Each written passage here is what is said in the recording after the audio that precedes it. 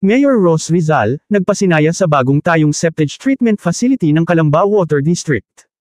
Pinasinaya na ni Calamba City Mayor Ross Rizal ang bagong tayong septage treatment facility ng Calamba Water District o CWD sa Barangay Palo Alto nitong nakaraang linggo. Ang nasabing pasilidad ay makakatulong upang malinis ang maisu supply na tubig sa mga barangay. Pinapaniwalaang ang maruruming tubig ay kayang ma-sterilize at malinis ng nasabing pasilidad, upang maiwasan ang water pollution at iba pang mga elementong nasa maruming tubig na maaaring magdulot ng iba't ibang uri ng sakit.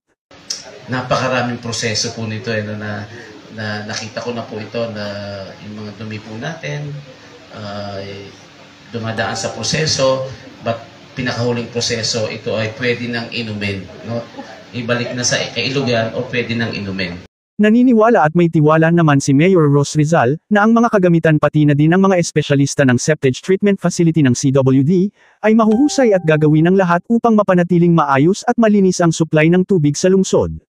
Ito si Ian Almario, ang AI reporter ng Serbisyo Balita, nag-uulat mula dito sa Silid Balitaan ng DZSB, ang himpilan ng katotohanan at paglilingkod.